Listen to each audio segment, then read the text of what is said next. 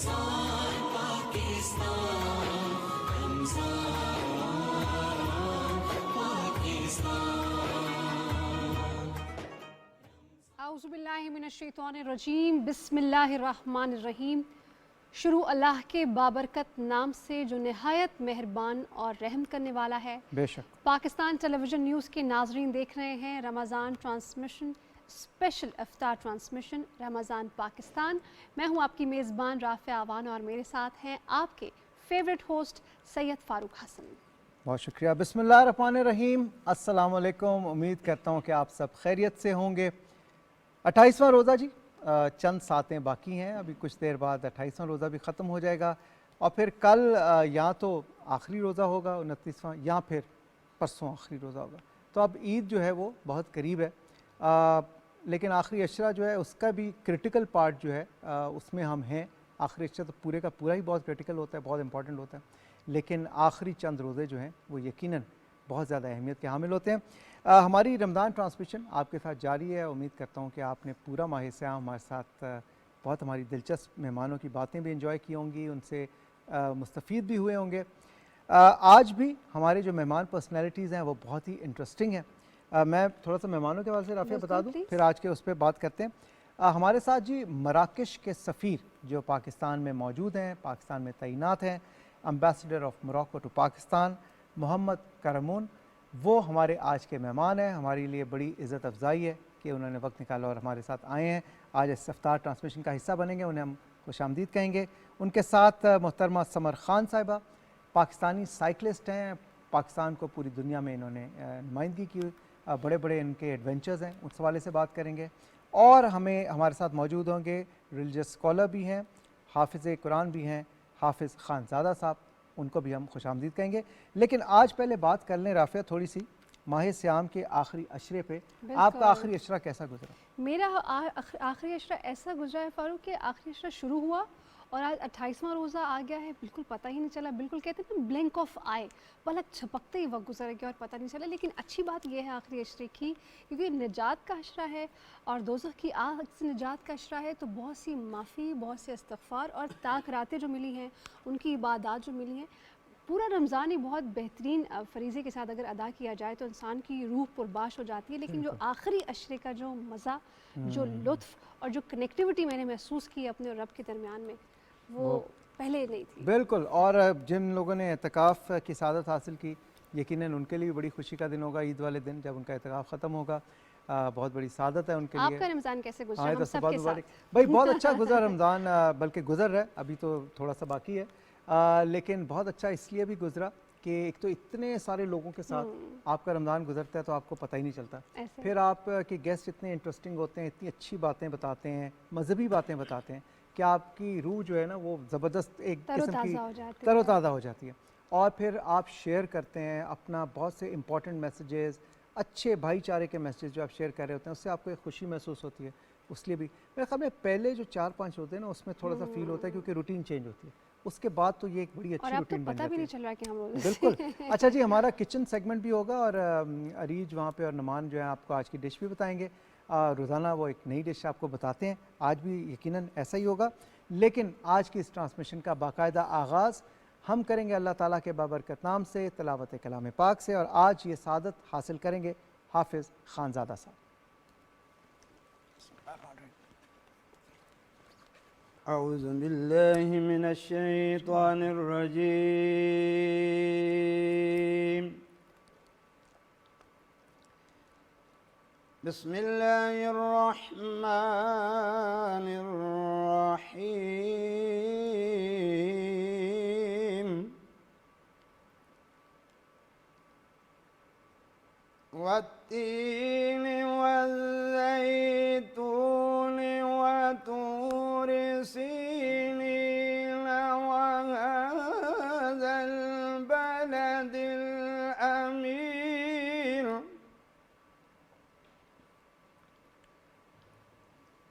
लक़द ख़लक़नल इंसान फ़ी अहसनि तक़वीम।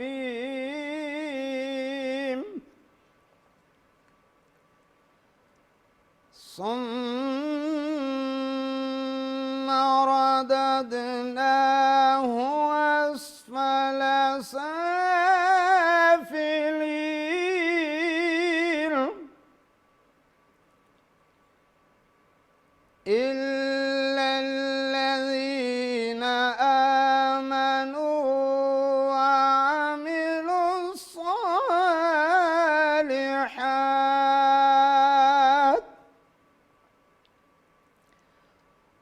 وعملوا الصالحات فلهم أجر غير ممنون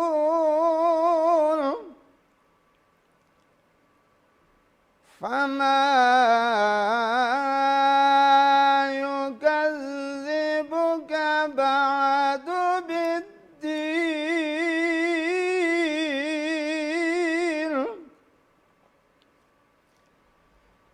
أليس الله بأحكم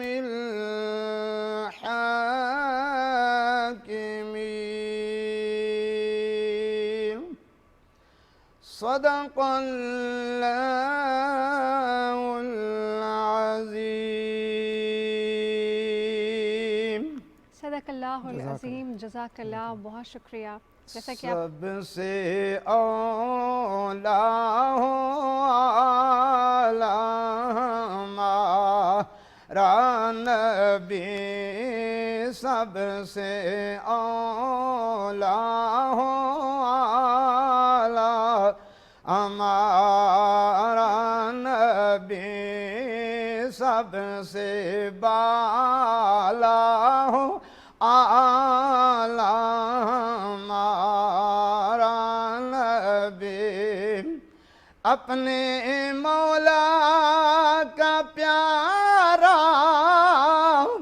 हमारा नबी दोनों आलम का दूल्हा हमारा नबी दोनों आलम का दूल्हा हमारा नबी कौन देता है देने को चाहिए कौन देता है देने को चाहिए देने वाला है सच्चा हमारा नबी देने वाला है सच्चा हमारा नबी खल्क से औलिया औलिया से रसूल खल्क से औलिया औलिया से रसूल और रसूलों से आला हमारा नबी अपने मौला का प्यारा हमारा नबी दोनों आलम का दूल्हा हमारा नबी क्या खबर कितने तारे खेले छुप गए क्या खबर कितने तारे खिले छुप गए पर न डूबे न डूबा हमारा नबी पर न डूबे न डूबा हमारा नबी सबसे औला हो आलम नबी गमज़दों को रज़ा मुजदा दीजिए के हैं, गमज़दों को रज़ा मुजदा दीजिए के हैं,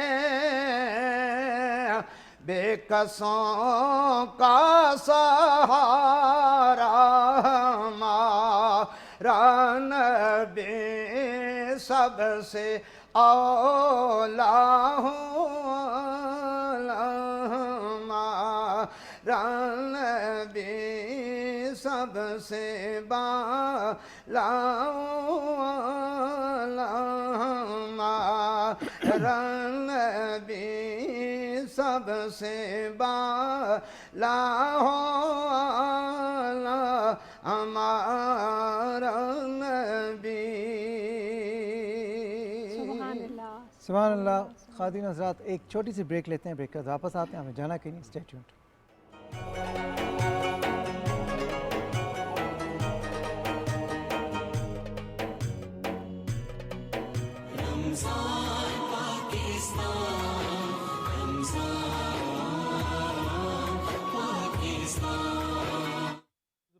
जी जी।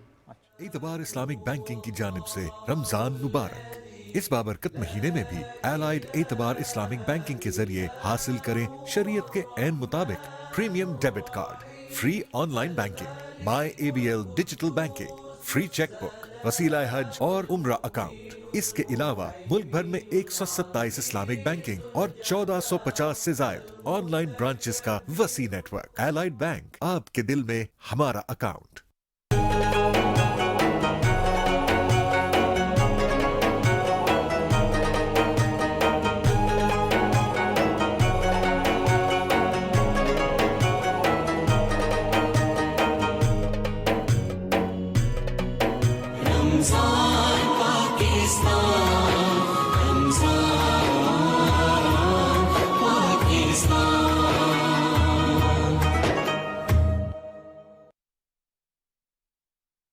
रमजान का तीसरा अशरा दोज़ख से नजात का बाइस है।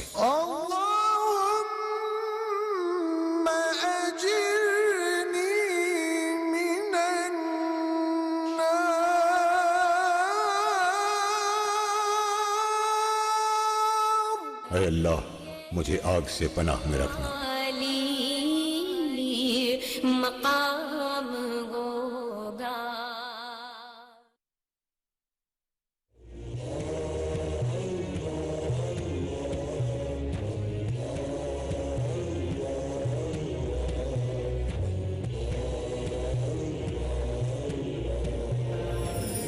इरशादे बारी ताला, यकीनन मोमिन वो लोग हैं कि जब उनके सामने अल्लाह का जिक्र किया जाता है तो उनके दिल लरज उठते हैं, और जब उनके सामने उसकी आयत तिलावत की जाती है तो उनके ईमान में इजाफा हो जाता है और वो अपने रब पर तवक्कुल करते हैं।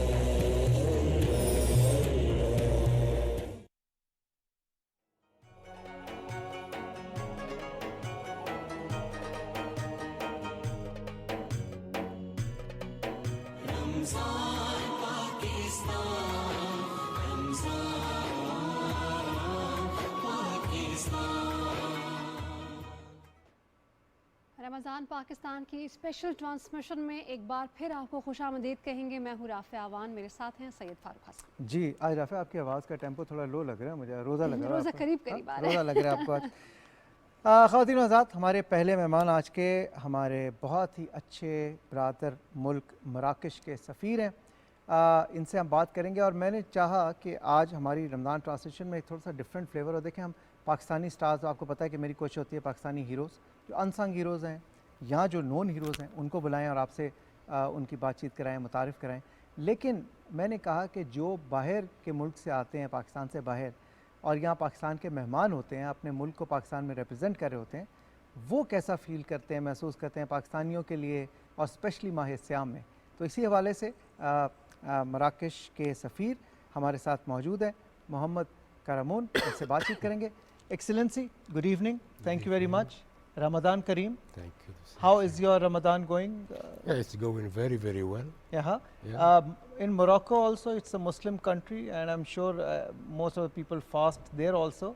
What difference did you find between the fasting practices, like the traditions, the cultural values between Morocco and Pakistan? You know, we are both Islamic countries. Yeah. Morocco is 99% Sunni Muslim country, if we have some other minorities, Christians and Jews. But when it comes to Ramadan, it's like all the other Muslim countries. We fast from the and there is. I'm not saying there is a difference, or there are some different particularities between Pakistan and Morocco. Particularly when it comes to the food Okay, and the iftar table. the dishes being Yeah, served the at dishes iftar and the sahur. service and the food. They are yeah, they're- different. Yeah, very, very quietly different. You different, like more different. in Pakistan or in Morocco? Moroccan It's dishes. I don't care anyway. The most important thing is to have something to eat. Good food, that's it. Yeah. Good food. And But- tell us about the dishes in Morocco. Yeah, the dishes, different dishes and from different parts of Morocco, and you know that we have 12 regions, and every region, particularly, they do have some kind of food they can put on the table. But the main thing which you can find in all the 12 regions is the soup, what we call harira, and pastries, Moroccan pastries, Pastries, sweets, mithai, dates, of course. khajure, Yeah, of course, water. We start with water. Pani. Everything starts with water. Milk, coffee, tea, chai, and milkshakes. milkshakes. Yeah, milkshakes you can find there. This You're is telling us the very basic things. What about the food items? yeah, the food items you have harira. Harira is the main. Harira. Yeah, How- harira, which what is is the harira? soup. It's soup. Soup. Okay. Yeah. soup. Oh. We In- call in it Pak- harira. yeah. It's soup. In Pakistan, we do iftar, and after iftar, we do a big dinner. Yeah. Yes, So I know. in Morocco, Yeah. you people do the same, or it's different? It depends on the person. It depends on the regions. There are some people they have iftar, and from iftar they have something light, Light. and they go for tarawih, Tarawih. and Come back and then yeah, have dinner. and come back like for imsak. They have something even light, Light. or dates or something Water, like this. milkshake. Yeah, milkshake And then yeah. they go for the prayers, yeah, Maghrib the and Isha, praise after Tarawih, iftar, and then food. and then no yeah, after tarawih they can go for food. Oh, And in Pakistan, while you are fasting here, so you follow the Pakistani food rituals or Moroccan rituals? So as we say in our spirit, wherever you are, you have to follow the rules of the country you Jaisa are bes in. waisa when, bes. when in Rome, do as the Romans do. Yeah. Okay, so you follow Pakistani style. Yeah. Have you been to aftars here? Yes, and yes, sahurs? yes. Yeah, it's It's the always same even- festivity in Morocco also. Huh? Yeah, yeah. We have anyway iftar at every single day, particularly. Besides few days in the week.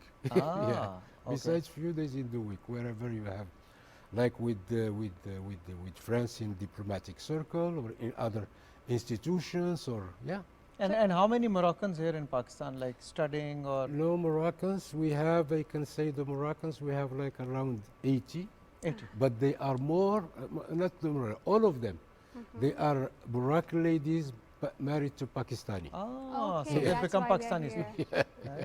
So what are your comments about Pakistan? How is your time going here? Are you enjoying the culture, the festivities, the people, the social circle, the cities? How of long have you been Pakistan? here, Excellency? You know, in diplomatic life, Yeah. this is my understanding, and of course the understanding of any diplomat. Wherever you are, you have to look exactly for the culture, and to try to learn the practices and whatever is going on. I'm not talking about the politics, but the culture is more important thing that you can have as a background when you go back to your country or you go back to another place. And how many years have you been here now? 7 years now. 7 years. Yeah. Mashallah. Is that a normal routine? Like usually, It is. It could be. It could I be a think you've routine. fallen You in have- love with Pakistan and you Yeah. don't want to go back. maybe, Could be maybe. one reason. And how often you visit Morocco? At least once a year. Twice a year. Once. Achha, once a At year, least once a year. Very And nice. have you visited the northern areas of Pakistan, The explored that only beauty? thing I have not visited yet is the northern area because you But know. Your I was Majesty, it's 7 supposed- years, still you didn't visit? No, because I was supposed to be. I had a program altogether to go in to 2019, but because of COVID. the pandemic, Oh, okay. I could not. However, But you couldn't I go. will do it inshallah. Excellency, very, 7 very soon. years, and if you haven't visited the northern areas, You're missing. I will. You're missing missing out big something. time. That's the main. The main. I have not visited, and they have. because you will been see to. Pakistan with a different lens. Yes. You know, it's a totally different world. Beautiful. I've seen programs. It is amazing. Yep. Amazing. And we talk amazing. about and, the, And this is one thing yeah. that please. I always portray and say when I am with officials or with Pakistani friends. This could be one of the drivers of the Pakistani economy if the government of Pakistan can invest in tourism, Tourism tourism, economy, yes. in the tourism. infrastructure. Biggest economy. That's Yeah. what we When are all we talking about, and Yeah, inshallah we will exactly, capitalize on that. yeah. Yeah. When we talk about our culture and our sightseeing areas and the northern areas, I really want to mention you here. Have you ever tasted our biryani, our Yes. food? Yes, That's the symbol of Pakistan. Yeah. What are your comment on it? No, it's one of the it is one of the main dishes Yeah. I like. But still Harira is the best. No, no, I'm There's not. no comparison no, between you Harira have and you have biryani. you have many dishes in Morocco Yeah. that you can besides harira. Yeah, we have the daily dishes or the daily cooking in Morocco. It's different from one place to the other. You can we can do something. I can have you over at the residence and you can And I can check. testify. I would love that. Yes. I would like to And then take we up will on that decide offer. mutually. Excellency, we have Samar Khan also with us. ख़वातीन हज़रात, summer जो हैं ये एक basically cyclist हैं और इन्होंने international मुकाबलों में हिस्सा लिया, पूरी दुनिया में घूमी, पाकिस्तान का नाम रोशन किया और इनके कुछ एजाज़ात हैं। ये पहली पाकिस्तानी खातून हैं जिन्होंने एक ख़तरनाक ग्लेशियर पे साइकिलिंग की। ब्याफो और- ग्लेशियर पे जी और बिल्कुल स्नोबोर्डिंग भी करती हैं ये। बिल्कुल जनाब, बहुत ही एडवेंचर फील्ड इनकी पर्सनैलिटी है। तो आइए इनसे बात करते हैं। अस्सलाम वालेकुम समर, अस्सलाम वालेकुम। Welcome क्या हाल to है the आपके? show. मैं बेहतरीन, शुक्रिया। रमज़ान मुबारक। Thank you. रोज़े कैसे चल रहे हैं आपके? रोज़े बहुत अच्छे चल रहे हैं अच्छे चल क्योंकि बारिशें भी होती रही थी ऑन एंड ऑफ, तो इतना पता नहीं चला इन रोज़ों का। मतलब कि फिजिकल साइड नहीं पता चली, बट स्पिरिचुअली तो ऑब्वियसली आपको ज़्यादा अच्छा इबादत में आप- स्पिरिचुअली मेरे लिए बहुत बेहतरीन था पहले रोज़ों से बहुत ज़्यादा, क्योंकि इस बार मैंने ट्रैवलिंग अवॉइड की और मैंने कॉन्शियसली कोशिश की कि मैं अपनी स्पिरिचुअल साइड पे काम करूं, मैं अपनी नमाज़ें रेगुलर करूं, अल्लाह ताला के साथ कनेक्ट कर सकूं। तो बहुत डिसिप्लिन आए इस बार माशाल्लाह। रमज़ान में। और आप खैबर पख्तूनख्वा से आपका ताल्लुक जी, है, जी। राइट? और आप साइकिलिंग में आई और कि एक सोचा समझा मंसूबा था कि आपने साइकिलिंग में आना। और खैबर पख्तूनख्वा में हम कोई बहुत ज़्यादा ख़वातीन नहीं है जो एडवेंचर स्पोर्ट्स में हो, तो आपको बहुत से चैलेंजेस भी आए होंगे शुरू में यकीनन। तो कुछ अपनी जर्नी के हवाले से बताएंगे, अपने सफ़र के हवाले से? मेरा ताल्लुक दीर से है। दीर है around Hindu Kush mountains north में, और वहाँ पे बहुत सारे छोटे छोटे गांव और कम्युनिटीज़ हैं। खैबर पख्तूनख्वा से अगर आप ओवरऑल जनरल स्पोर्ट्स की भी बात करें ना, कन्वेंशनल और एडवेंचर, तो दोनों को मिला के भी हार्डली कोई 2-3 ख़वातीन होंगी स्पोर्ट्स में हुआ रिप्रेजेंटिंग केपी। और एडवेंचर स्पोर्ट्स में तो कोई भी नहीं। इसीलिए मेरी कोशिश ये होती है कि जो हमारे बैक यार्ड्स हैं, हिंदू कश माउंटेन है, फिर आगे कराक्रम रेंज जहाँ मैं प्रैक्टिस करती हूँ, वहाँ पे हम अपनी ख़वातीन, अपने एथलीट्स को इंस्पायर करें, ट्रेन करें, लेकर आएँ। लेकिन कल्चरली जैसे कि आपने कहा, इतना इजी नहीं है। हमारी कंजर्वेटिव वैल्यूज़ हैं, लड़कों के लिए कोई और लाइफस्टाइल है, लड़कियों के लिए कुछ और है। और हमारा यही एक कॉन्सेप्शन होता है कि जैसी लड़की 18-20 साल की हो तो उसकी शादी करवा के उसकी ज़िम्मेदारी पूरी की जाए, और शादी के बाद फिर आप सोच भी नहीं सकते जैसे हमारा पोस्ट मैरिज लाइफस्टाइल होता है कि जिसमें हम स्पोर्ट्स के बारे में सोच भी सकें। तो शुरू में घर वालों को समझाना बहुत चैलेंजिंग होता था मेरे लिए कि क्योंकि ये जॉब नहीं है प्रॉपर्ली। अगर अभी मैं किसी से कहूँ कि मैं साइकिलिंग करती हूँ तो कहते हैं अच्छा पैसे Profession कैसे क्या है? पैसे कैसे कमाती हैं, प्रोफेशन क्या है? प्रोफेशन क्या है आपकी, जॉब क्या है। तो ये चीज़ उस टाइम मुझे खुद भी समझ में नहीं आ रही थी कि मैं स्नोबोर्डिंग से या साइकिलिंग से पैसे कैसे कमाऊंगी। और घर वालों के जवाब कि शादी के बाद क्या करोगी, पूरी ज़िंदगी साइकिल चलाओगी, किडनैप हो जाओगी, कुछ हो जाएगा। तो 3-4 साल 5 साल मुझे लगे ये समझने में कि मैं कैसे इसको प्रोफेशनली ट्रांसफॉर्म करूं। लेकिन फिर अल्हम्दुलिल्लाह मैंने अपनी स्पोर्ट्स ऑर्गेनाइजेशन साथ में रजिस्टर की, उसको चलाना शुरू किया, ट्रिप्स लेके जाना शुरू किया, जो मुझे खुद आता है वो सिखाना शुरू किया थ्रू कोचिंग। सो फिर I was able to sustain myself. I knew कि अब ब्रांड एंडोर्समेंट्स कैसे करनी है, स्पॉन्सरशिप्स पे काम कैसे करना है। और ये पूरी दुनिया है, जैसे अब बाहर कुछ इंटरनेशनल प्रोग्राम्स में मैं गई तो मैंने सीखा कि स्पोर्ट्स की एक प्रॉपर एक इंडस्ट्री है, दुनिया पूरी है, एक जिसमें एक industry है, बिल्कुल no doubt. छोटा सा चंक अभी पाकिस्तान में इंट्रोड्यूस हो रहा है। No doubt. तो कैसा आपसे अगर ये पूछा जाए कि साइकिलिस्ट होने के लिए या स्नोबोर्डिंग का माहिर होने के लिए कोई ख़ास तरह की कोई आप फिटनेस का ख्याल रखती हैं, कोई डाइट करती हैं, डेली कोई एक्सरसाइज है, कोई रिजीम है जो फॉलो करती हैं?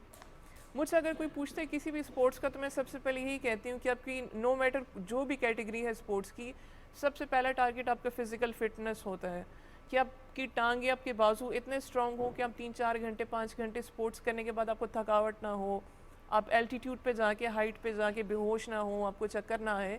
तो उसके लिए हमें थ्रू आउट फिज़िकल ट्रेनिंग करनी पड़ती है। रमज़ान में भी मैं अपनी ट्रेनिंग घर पे हो तो असर के बाद करती हूँ, और अगर जिम जाना हो तो फिर अफ्तारी के बाद तो करती जब हूँ। आप लंबे लंबे रास्तों पे जाती हैं तो साइकिल के पास तो इतनी कैपेसिटी नहीं होती गाड़ी की जितनी डिग्गी कि आप बहुत सारा सामान रख लें, हाँ। कुछ खाने पीने की चीज़ें रख हाथों लें में और फिर शॉपर वगैरह तो स्नैक्स नहीं कर पकड़ लें। के तो फिर शॉपर कहीं पकड़- रास्ते में भूख लग जाए तो क्या करती हैं? नहीं तो हम एक्चुअली मैं ज़्यादातर अपनी मार्गला हिल्स पे ट्रेनिंग करती हूँ, और मैं 15 से 20 केजी का बैक पैक के साथ ट्रेनिंग इसलिए करती हूँ क्योंकि वहाँ पे हमने 15-20 केजी का बैग साथ रखना होता है अपने कंधों पे। तो हमारी मिसाल पहाड़ों पे गधों की तरह होती है कि हमने अपना सामान भी उठाना है, साइकिल भी कैरी करनी है, जहाँ चलती है वहाँ तो हम चला लेते हैं, लेकिन जब चढ़ाई आती है फिर हमें उठाना इस पड़ता है वेट के बहुत साथ कोई जगहों पे। फिर साइड इफेक्ट्स होते हैं बॉडी के साथ? नहीं, वंस यू आर ट्रेंड हाँ, जब मजबूत आप हो जाते हैं मेरे ख्याल में, आपके मसल शसल बन बिल्ड जाते कर हैं। लेते हैं, अपनी हाँ। ताकत होती है तो फिर आप कर तो लेते अच्छा, हैं। पढ़ाई भी आपने कंप्लीट की, पढ़ाई क्या की आपने? मैंने मास्टर्स किया हुआ अप्लाइड फिजिक्स में, माशाल्लाह, Oh my very God. Good. और फिजिक्स मुझे बहुत हेल्प करती है मेरे एक्सपेडिशन प्लानिंग में। ओके ओके, और आगे क्या प्लान कैलकुलेट है करती आपके? होंगी आप हर चीज़ को। हाँ, पूरी वो ट्रिग्नोमेट्री हाँ, के ट्रिग्नोमेट्री। नहीं तो आप क्या आगे क्या प्लान्स हैं आपके? आप इसी आगे- को आपने लेके चलना है या कुछ और करना चाहती हैं? नहीं, मैं क्योंकि I am pursuing it professionally, तो मेरी यही ख्वाहिश होगी कि मैं पाकिस्तान से बाहर जो इंटरनेशनल इवेंट्स हैं जैसे एक्स गेम्स हैं, नेशनल सिलेक्शंस हैं, उसमें पाकिस्तान को रिप्रेजेंट करूं एज एन एडवेंचर एथलीट, जो किसी भी पाकिस्तानी खातून के लिए बड़ी एक नया ऑनर होगा, एक नया एजाज़ होगा।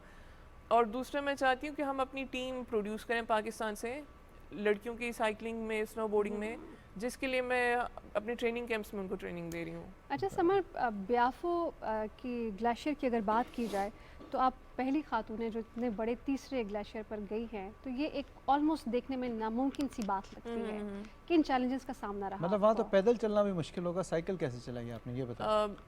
3 बड़े ग्लेशियर हैं हमारे पास, कॉनकोर्डिया, ब्याफो, बल्तोरो, जो तीसरा बड़ा नॉन पोलर रीजन से बाहर एक ग्लेशियल सिस्टम बनाते हैं। और ये पाए जाते हैं जितने भी हमारे 8000 माउंटेन्स हैं उनकी पीक रूट में, ये जैसे K2 के बेस पे हमारा गॉडविन ऑस्टिन है, फिर जितने भी दूसरे माउंटेन हैं उनके नीचे से आपको ग्लेशियर पे ही थ्रू आउट चलना होता है। और अगर आप ग्लोबली देखें तो ये बड़ी आम प्रैक्टिस है कि हम इंटरनेशनल एथलीट्स को देखते हैं कि वो वहाँ पे जाके स्की कर रहे हैं, साइकिलिंग कर रहे हैं, स्नोबोर्ड कर रहे हैं। सिर्फ पाकिस्तान में नहीं हो रहा, हालांकि हमारे पास उनसे ज़्यादा हाईएस्ट माउंटेन्स हैं, बड़ी रेंजेस हैं। तुम आउट ऑफ क्यूरियोसिटी या आउट ऑफ एक्सपेरिमेंट इसको कह लें, क्योंकि एक साइंटिफिक माइंड आप एक्सपेरिमेंट से ही देखते हैं कि वेदर और नॉट इट इज़ पॉसिबल। सो इसीलिए मैंने अपने सारे एक्सपेडिशन आउट ऑफ क्यूरियोसिटी किए कि आई वांटेड टू सी कि हम क्यों नहीं कर सकते हैं, इट्स आवर कंट्री, तो why not we go there, we do all the sports जो हम, जिनकी इंस्पिरेशन हम इंटरनेशनल एथलीट्स से तो लेते समर के हैं। साथ कभी ऐसा हुआ कि कोई उसने चैलेंज एक्सेप्ट किया हो, काम करने बाहर निकली और उसको लगा हो ये नामुमकिन है, घर वापस चलते हैं? समर बैठी है यहीं से पूछ- अच्छा, आपने कहा ना समर को किस हाँ बात हाँ, ऐसा मैं हुआ? समर को अच्छा, कह इन्हीं रही से थी पूछिए, ताकि अब समर बता अपने आप को मुखातिब करके बात करें। अच्छा, आपको पता है एक्सपेडिशंस में ना हर दिन हमारे साथ तो ये होता है कि अगर हम पे लैंडस्लाइडिंग हो जाती है या हम ज़ख्मी हो जाते हैं, तो वो ज़ख्म लेके हम शाम को बैठेंगे कि नहीं बहुत हो गया, बस ख़त्म करते हैं, कल वापस जाते हैं। लेकिन फिर जब सुबह उठेंगे कहते हैं नहीं एक स्टेज और जाके देखते हैं, फिर आगे क्रेविसेस अपने आप को आएंगे। चैलेंज करते हैं। तो हर दिन ऐसे होता है कि अपने आप को खुद मोटिवेट करना है। और ये डेली हम कहते हैं, शाम को सरेंडर कर लेते हैं, अगले दिन फिर हम खुद नहीं कहते हैं, थोड़ा और करते करते So it's part of every expedition. Zabardast. Acha, Excellency, I'd like to ask you one thing. How do you view the Pakistan-Morocco relationship? Like, do we have any trade going on? What are the things which you think are beneficial, which can be exported from there and exported from here to Morocco? You know, our bilateral relations, they started in 1958, 58. officially. But I can trace them back to 1952, Okay.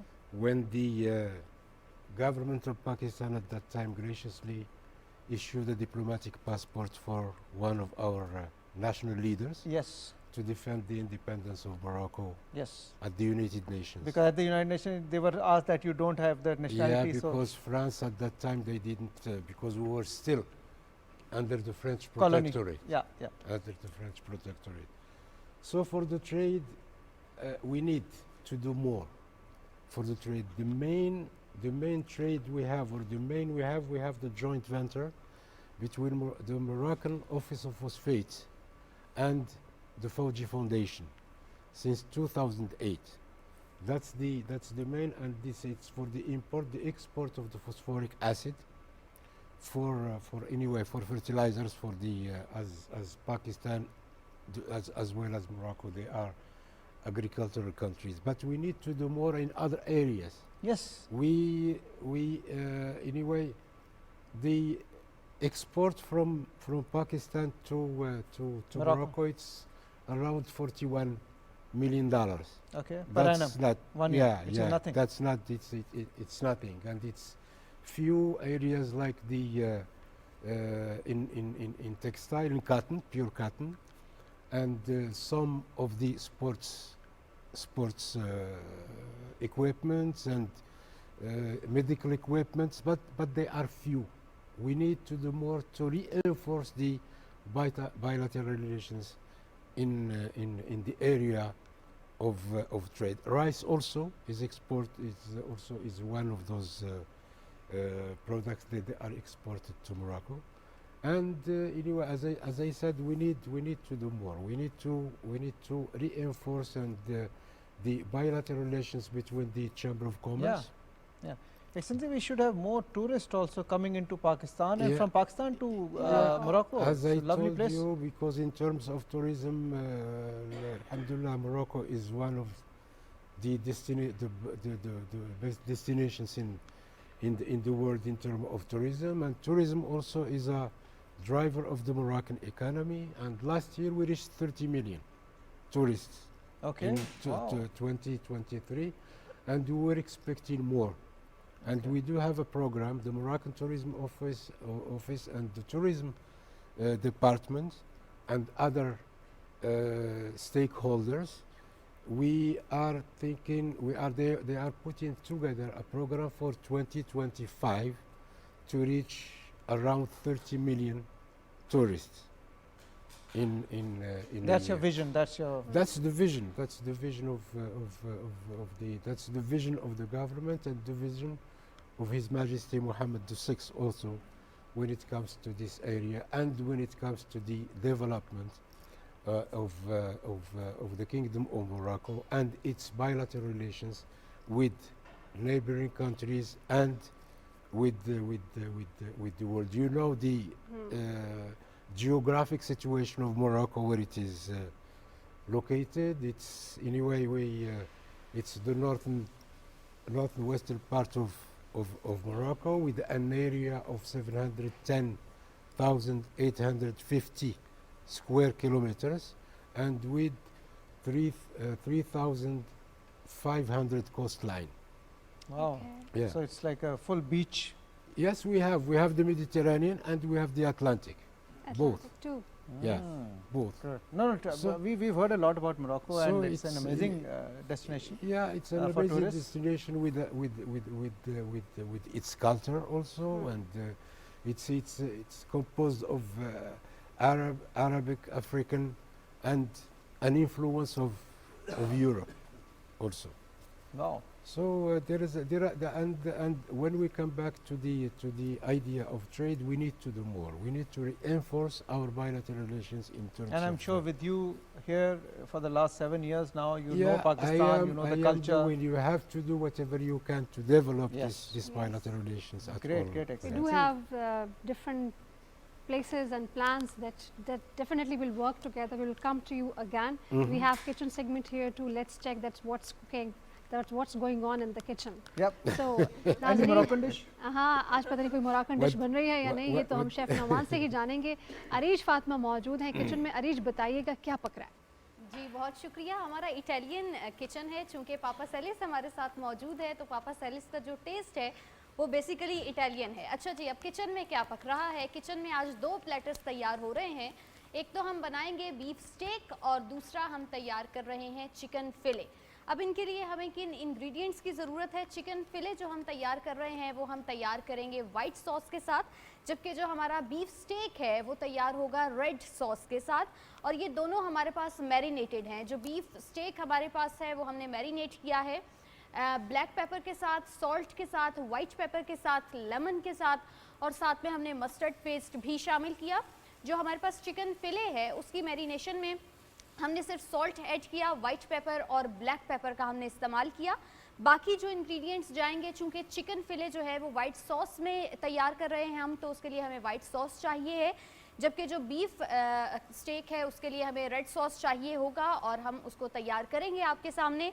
साथ में दोनों ही की जो चीज़ें हैं वो common हैं, तो मैं जल्दी से आपको बता देती हूँ। हमें रोज़मेरी हर्ब्स चाहिए हैं, इसके लिए हमें लहसुन चाहिए है, साथ में हमारे पास पार्सले है, फ्रेश क्रीम है, टोमेटो सॉस इसके अंदर जाएगा, फ्रेश मशरूम्स इसके अंदर जाएंगे। जो वेजेस हम सर्व करेंगे वो दोनों के साथ ही सर्व करेंगे। तो जो हमारे पास वेजेस मौजूद हैं उसमें हमारे पास ज़कूनी है, कैरेट है, रेड बेल पेपर है, येलो बेल पेपर है, साथ में कॉलीफ्लावर है और फ्रेश ग्रीन बीन्स हमारे पास मौजूद हैं। और साथ में हम इसको सर्व कर रहे हैं बेक्ड बेबी पोटैटोज़ के साथ। रेसिपी बनना स्टार्ट हो गई है। दोनों पैन्स हमारे आपको नज़र आ रहे हैं।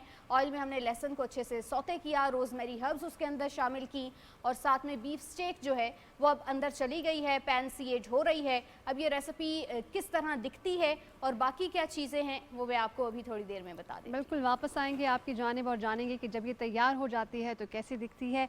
हम बढ़ेंगे, हमारे साथ मौजूद हैं हमारे आज के मजहबी स्कॉलर, उनसे जानेंगे कि हाफिज़ रमज़ान खानज़ादा की साहब। फजीलतें क्या हैं। हाफिज़ खानज़ादा साहब हमारे साथ हैं। हाफिज़ साहब, आपसे ये जानना चाहेंगे कि रमज़ान मुबारक तकरीबन इख्तिताम पर है, क्या बताएंगे आप कि रमज़ान कितना फजीलतों वाला महीना है, खुसूसी तौर पर अगर हम तीसरे अशरे की बात करें तो? औज़ुबिल्लाहिमिनश्शैतानिर्रजीम, बिस्मिल्लाहिर्रहमानिर्रहीम। वैसे तो रमज़ान मुबारक शरीफ यकम से लेकर 30 तक ये पूरा महीना ही बहुत बड़ी फजीलतों का हामिल है। इसमें बहुत ज़्यादा इबादत का सवाब भी बढ़ जाता है। मसलन जिस तरह नबी करीम सल्लल्लाहु अलैहि वसल्लम ने इरशाद फरमाया, माह रमज़ान मुबारक शरीफ में जो शख्स 2 नफल पढ़ता है उसको अल्लाह ताला 2 फ़र्ज़ के बराबर सवाब अता फरमाते हैं, और जो 2 फ़र्ज़ अदा करता है अल्लाह ताला उसका सवाब 70 गुना ज़्यादा बढ़ा देते हैं। तो लिहाजा ये जो आखिरी अशरा है माह रमज़ान मुबारक शरीफ का, इसकी भी बहुत बड़ी फजीलत है। एक तो ये जो एतिकाफ़ है 20 रमज़ान से लेकर 30 रमज़ान तक जो मसाजिद में एतिकाफ़ किया जाता है, इसके बारे में नबी अकरम नूर मुजस्सम सल्लल्लाहु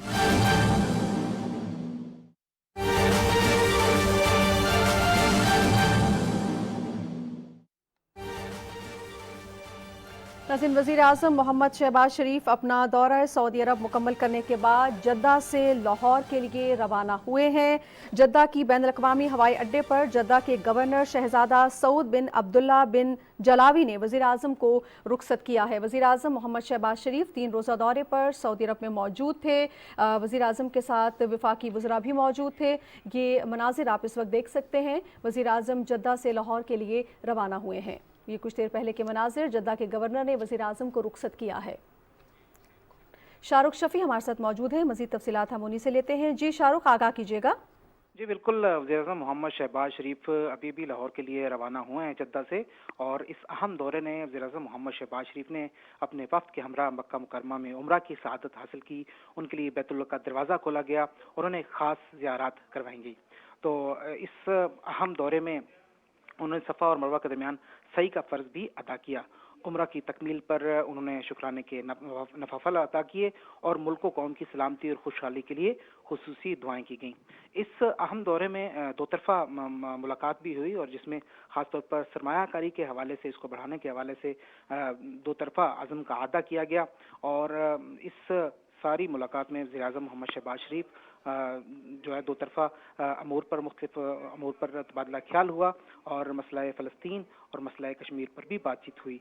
और आज वज़ीर-ए-आज़म मोहम्मद शहबाज शरीफ को जद्दा के एयरपोर्ट पर जो है वहाँ के गवर्नर ने वज़ीर-ए-आज़म मोहम्मद शहबाज शरीफ को रुखसत किया और जद्दा के बैनुल-अक़वामी हवाई अड्डे पर जद्दा के गवर्नर इज़्ज़त माब शहज़ादा सऊद बिन अब्दुल्ला बिन जलावी ने वज़ीर-ए-आज़म को रुखसत किया। जी बहुत शुक्रिया शाहरुख शफी, तफसीलात से आगाह कर रहे थे। वज़ीर आज़म मोहम्मद शहबाज शरीफ जद्दा से लाहौर के लिए रवाना हो गए हैं। 3 रोज़ा दौरा मुकम्मल किया है।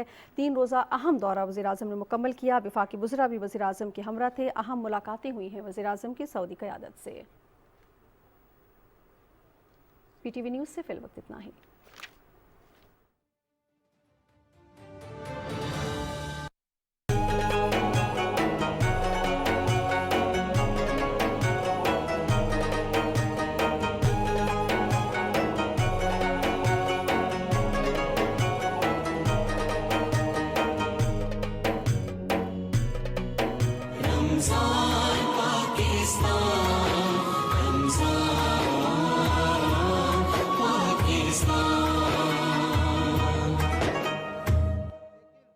ये किताबें एक ही मरतबा तमाम अम्बिया अलैहिस्सलाम को मिल गई।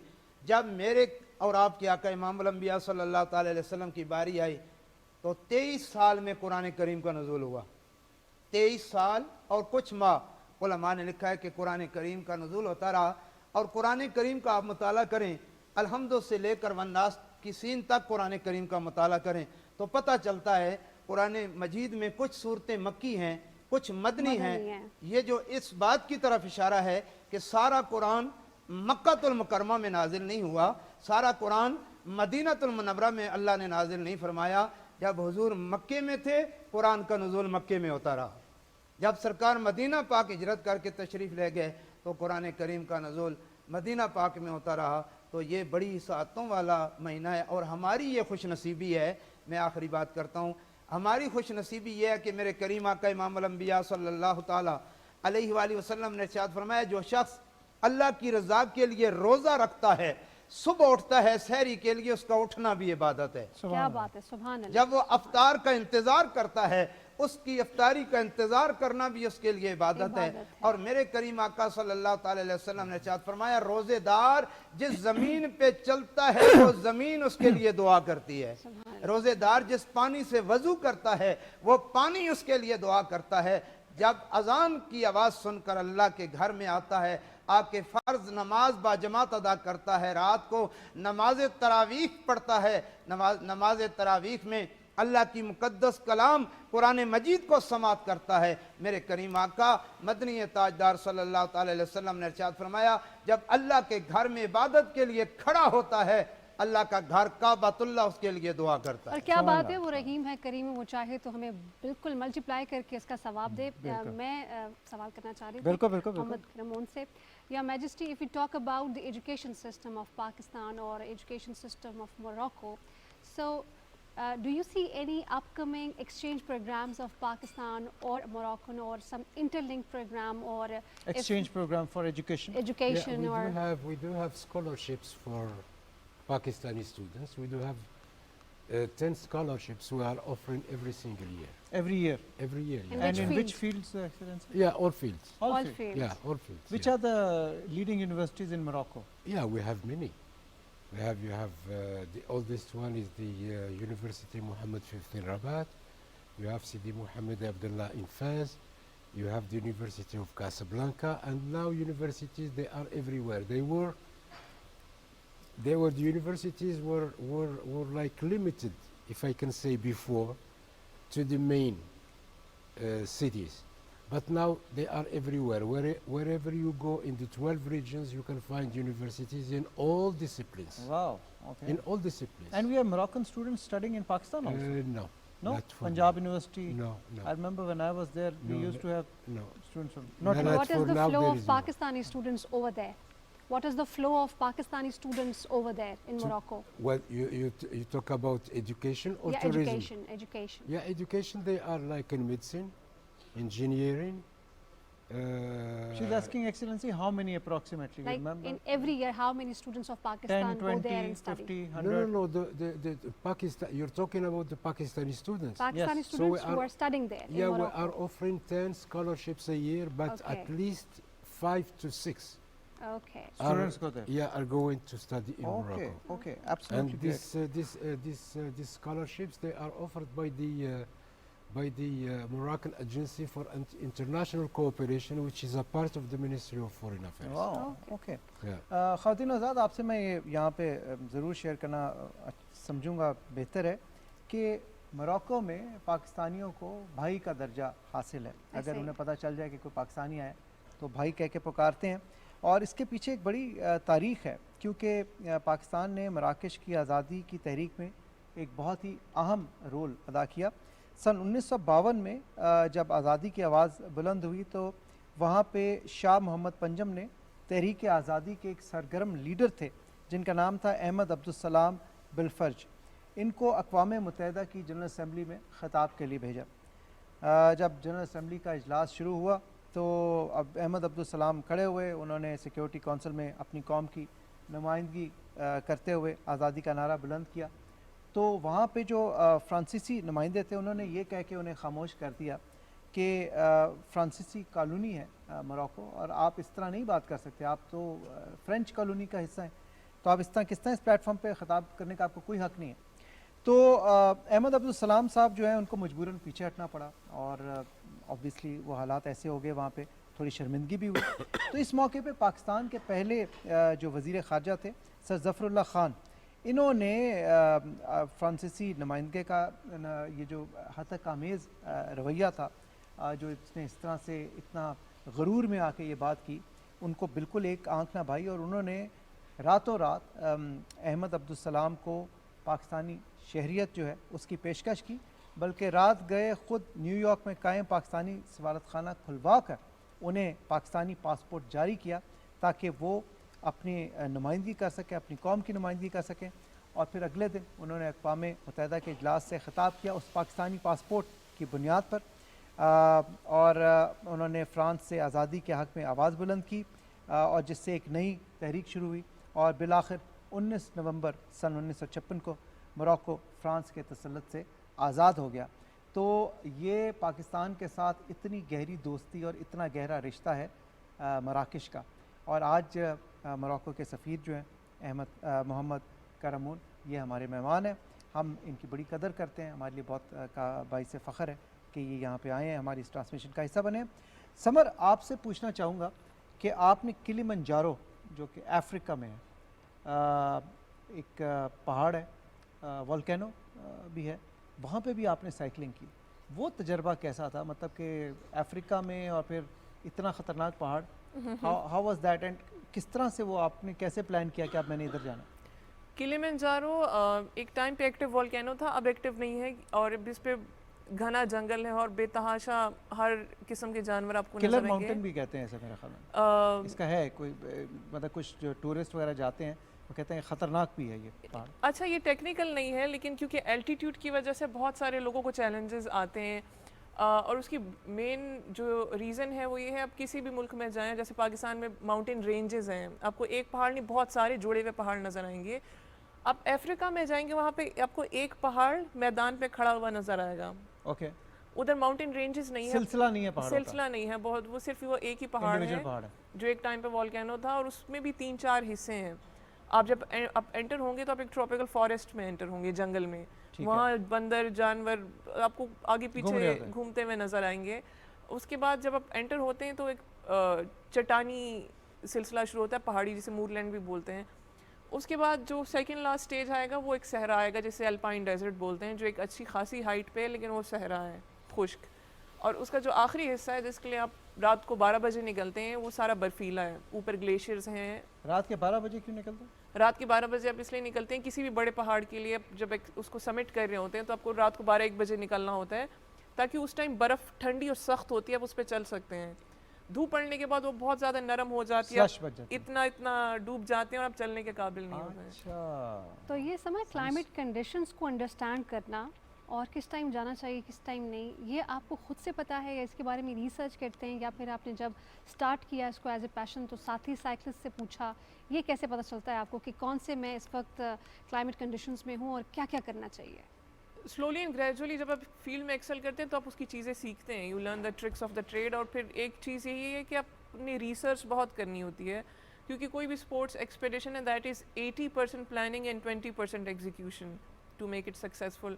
तो हम इंटरनेशनल टीम्स के साथ कोऑर्डिनेट करते हैं, वी स्टडी वेदर पैटर्न्स, किन दिनों में जाना चाहिए, किन दिनों में स्टॉर्म्स हैं नहीं जाना चाहिए, एल्टीट्यूड कितना होगा उसके लिए हम खुद को एक्लेमेटाइज करते हैं, डाइट क्या रखनी है पहाड़ पे, क्या चीज़ खानी है क्या पूरी नहीं खानी। प्लानिंग करके जाते हैं। तो घर वाले अब राजी हो गए हैं आपके? शुरू में तो उन्होंने काफ़ी आपको चैलेंज दिया होगा है? कि कैसे आप साइकिलिंग कर रही हैं और क्या किधर जा रही हैं? जैसे अभी आपको रिसेंटली बहुत बड़े बड़े अवार्ड्स मिले हैं और एहसासात, तो वैसे ही जैसे जैसे स्पोर्ट्स में हम आगे जाते हैं आपको लोग अप्रिशिएट एक्नॉलेज करना शुरू करते हैं एज एन एथलीट। और I got pride of Pakistan in 2021। Very nice. PSL से मुझे अवार्ड मिला, फिर national from different organisations and companies. जब आपको नेशनली इंटरनेशनली अवार्ड मिले, मुझे स्पॉन्सरशिप्स मिले, I have been to sports programme in US, Russia. तो फिर माय फैमिली रियलाइज कि नहीं, she is doing something positive and we should support her. ज़बरदस्त। इस पे ठीक समान है। मजीद बात करते हैं, एक छोटी सी ब्रेक लेंगे न्यूज़ पे। ख़वातीन और ज़्यादा आपने जाना कहीं नहीं है, stay tuned.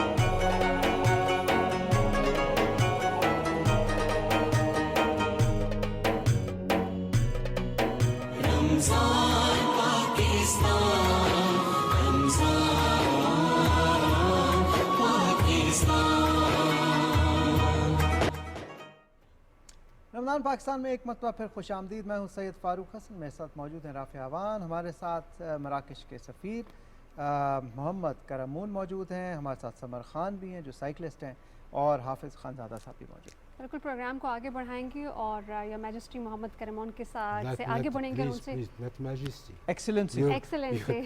You will put me in trouble. we just His Majesty is the king. Is okay, Mohammed the okay, Sixth. okay. Mr. Mohammed Karaman, I want to ask you the weather conditions of Morocco. If we talk about Morocco, like it's hotter or it's colder, or it depends from which region or which part of the place or which city you are in Morocco. Yeah, you depending when you are about the weather. If you are in the Atlas Mountains, for instance, in autumn, and in autumn, it's a little bit. Let's say it's cold. And if you are in the coastline, the weather is bearable. You can, yeah. But in summer, as I said, in summer, the eastern part and the western part of Morocco, which are away from the sea, it's a little bit hot. Great. It can reach, sometimes it can reach over 45. Okay. Like in Marrakesh or in my hometown, for instance, sometimes it can reach And over Excellency, 45. Moroccan people like spicy food, or they like slightly less spicy or bland? Depending when you are, but anyway, spicy food is quietly Accepted and accepted. people like it. Accepted in Morocco, yes. So Pakistani food But must be some families they don't like spicy food, but anyway, but most of the people, like in my hometown, for instance, or in other parts of Morocco, Spicy food is acceptable. So Pakistani food must be very normal for you then, because Yes, we it like is. spices. Yes, yes, yes. Yeah. You people yeah. are also using every spices, red pepper, Yeah, black all, pepper, yeah, everything. every spices. Yes, yes, all Okay, the spices. Suppose if With- I am going to visit Morocco, what do Mm. you suggest me? Where should I go? What should I explore?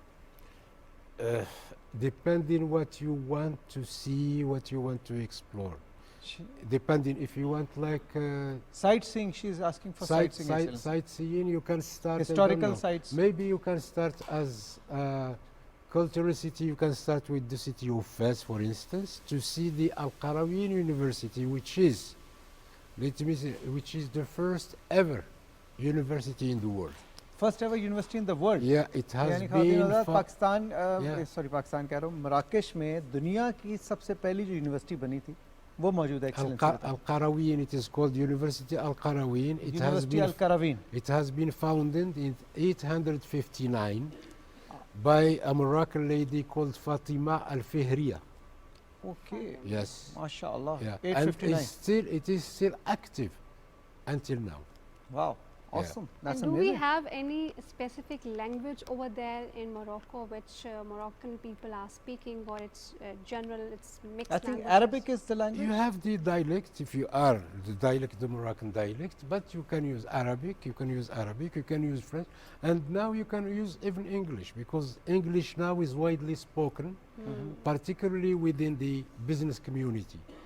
But people, they have this tendency now to learn English more, because particularly at the high level education, because if you want to go to study overseas, for instance, you need this language. Yes. And let's go back anyway. Let's go back. I forgot to say this when you were talking about the scholarship. Yeah. The main obstacle why the Pakistani are not going, they are not fulfilling this 10 scholarship, is because of the language. Language. Yeah, because they need to practice in French to follow their curriculum in So colleges French and language universities. is a mandatory requirement for the Yes, 10 for scholarships now. that you are offering. For now, for now.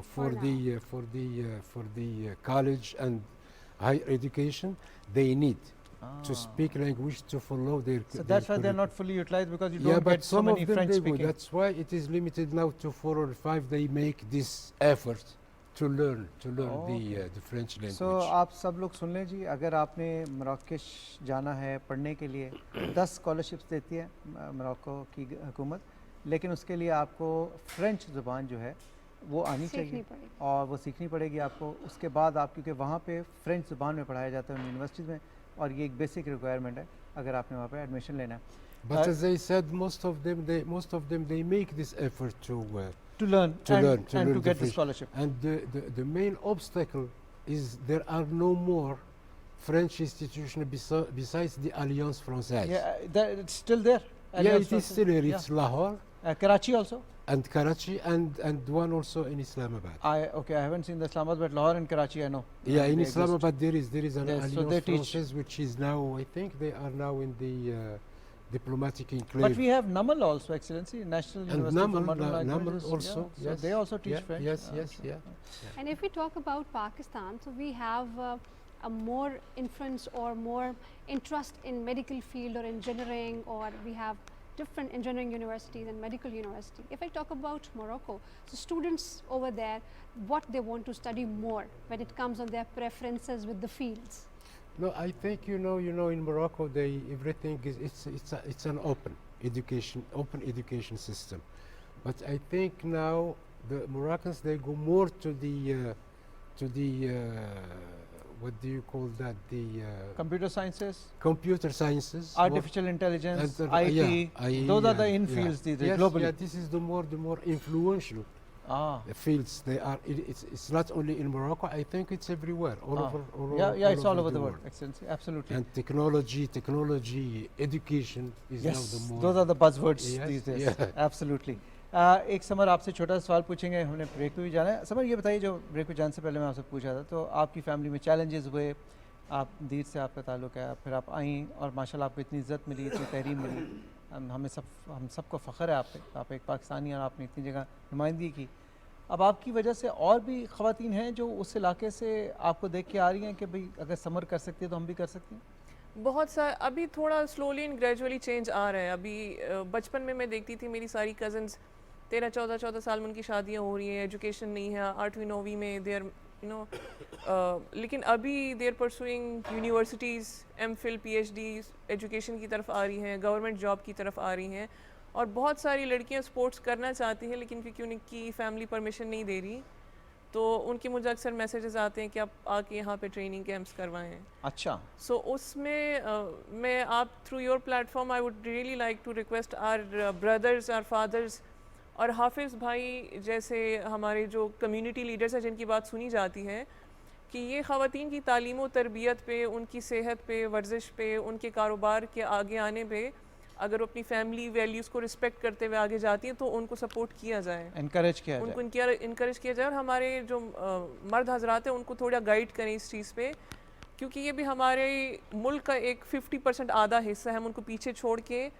तरक्की के बारे में नहीं सोच सकते हैं। सही, इस पर मज़ीद बात करेंगे। एक बहुत थॉट प्रोवोकिंग बात आपने की है। ख़वातीन हज़रात, हमें यहाँ पे लेनी एक छोटी सी ब्रेक, लेकिन ब्रेक लेने से पहले हमें एक्सीलेंसी मोहम्मद करमोन का शुक्रिया अदा करना है कि वो आज आए। उन्होंने एक जगह और भी जाना था बट उन्होंने कहा कि मैं आपकी ट्रांसमिशन में ज़रूर रहूँगा रमज़ान पाकिस्तान में। Excellency, we are very very thankful to you for joining us in the studios, being part of a Ramzan transmission and इंशाल्लाह ताला Pakistan Morocco relationship will further strengthen and we want it to grow and reach new heights. Yes. Inshallah. Thank you for your time. Enjoy your time Thank in you very much. Pakistan. ख़वातीन हज़रात, एक छोटी सी break लेंगे, break के बाद वापस आते हैं, हमें जाना कहीं नहीं, स्टे ट्यून्ड।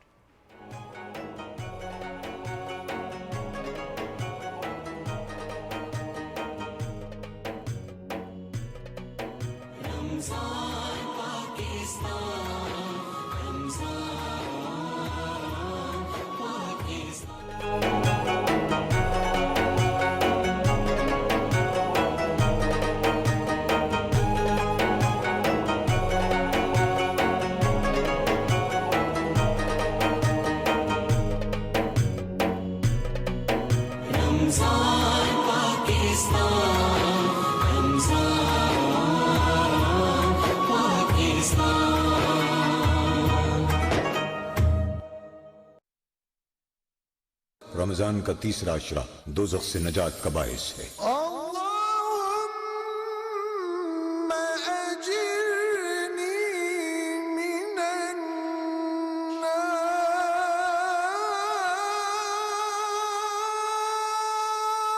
ऐ अल्लाह, मुझे आग से पनाह में रखना।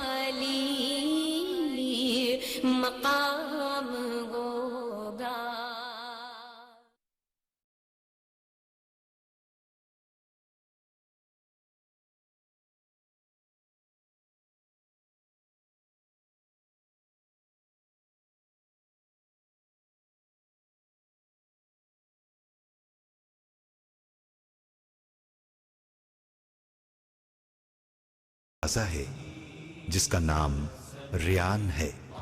क़यामत के रोज़ कहा जाएगा रोज़ादार कहाँ हैं, और फिर रोज़ादारों को उसके ज़रिए जन्नत में दाखिल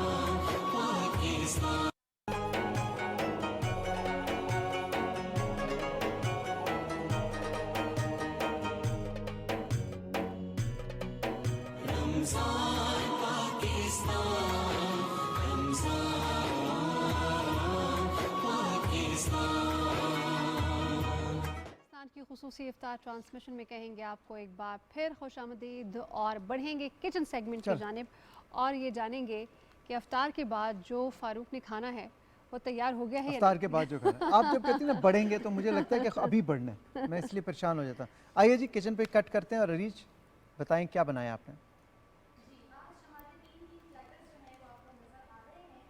और और ये तैयार किस तरह से हुए हैं मैं आपको जल्दी से वो बता देती हूँ, क्योंकि इंग्रेडिएंट्स आप तक पहुँच गए थे।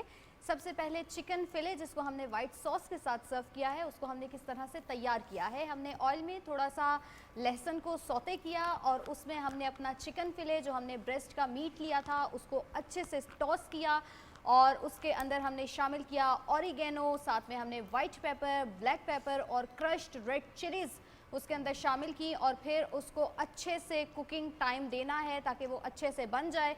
दूसरी तरफ हमने उसका सॉस तैयार करना है। सॉस के लिए हमने वेजेस जो हमारे पास मौजूद थी, मैंने आपको बताया था, जो वेजेस हमने इस्तेमाल की हैं हमने उस वाइट सॉस के अंदर डाली और फिर अपना वो चिकन फिले जो कि हमारा तैयार हो गया था वो भी हमने वाइट सॉस के अंदर शामिल कर दिया।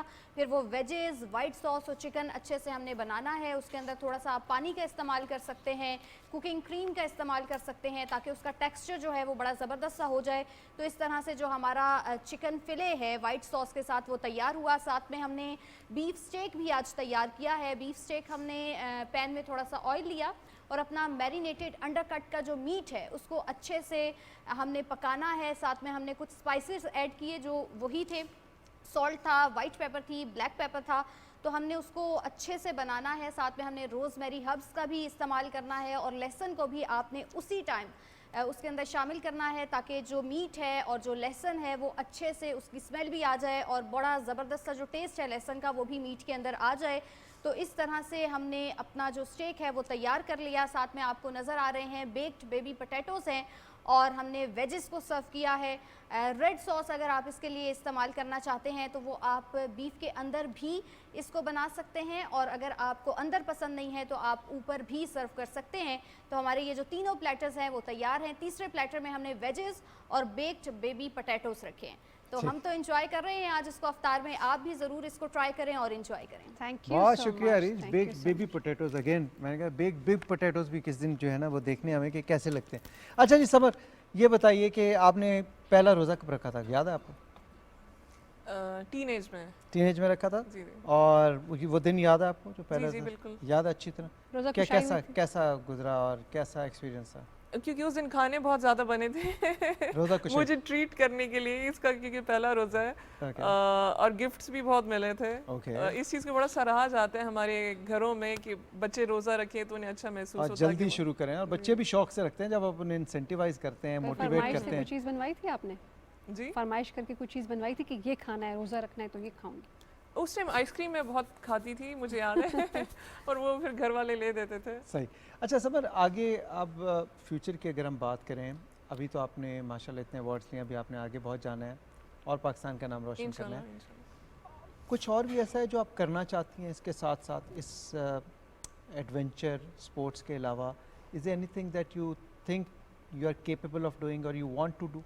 I'm really passionate about our climate and weather जितना changes आ रही हैं। सो मैं WWF के साथ भी as their goodwill ambassador I'm working और मेरी कोशिश यही होती है थ्रू माई प्लेटफॉर्म जितने पब्लिक सर्विसेज मैसेजेस होते हैं, हमारे ट्रेनिंग कैंप्स में अगर हम प्लांटेशन ड्राइव कर सकें, उन्हें ग्लेशियर मेल्टिंग और क्लाइमेट चेंज के जो इफेक्ट्स नॉर्थ में हो रहे हैं उनके बारे में एजुकेट किया जाए और कैसे हम एज एन इंडिविजुअल अपने लाइफस्टाइल में चेंजिंग ला सकते हैं कि जैसे हम क्लाइमेट पे थोड़ा कंट्रोल करें।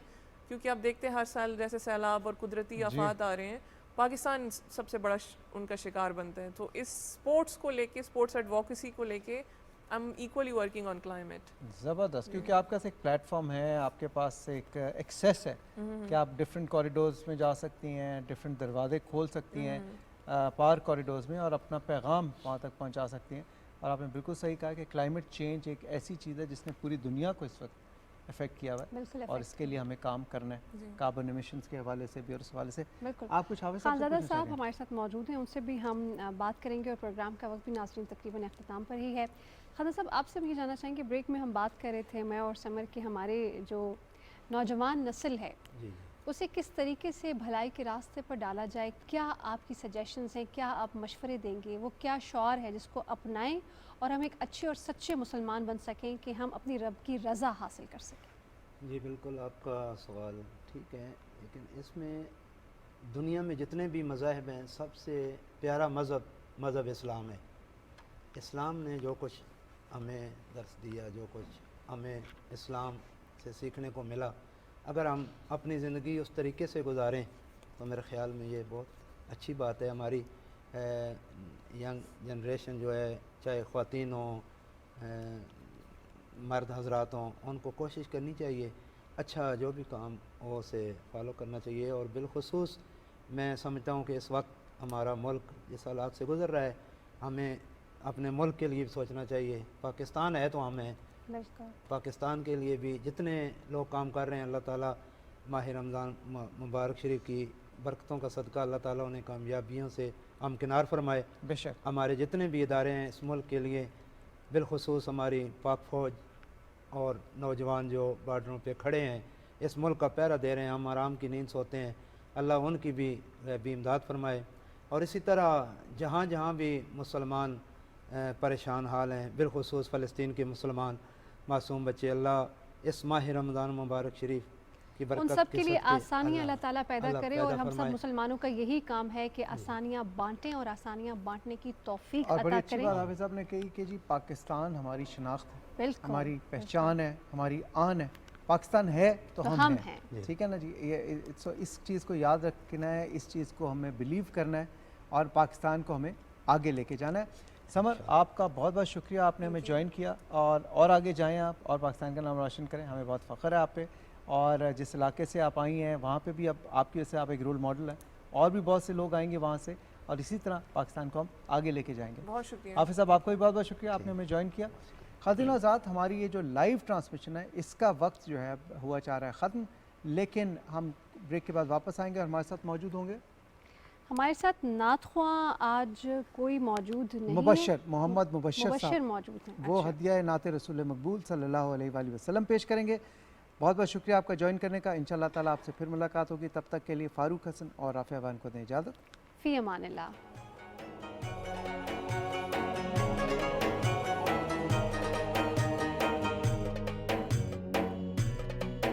रमज़ान पाकिस्तान।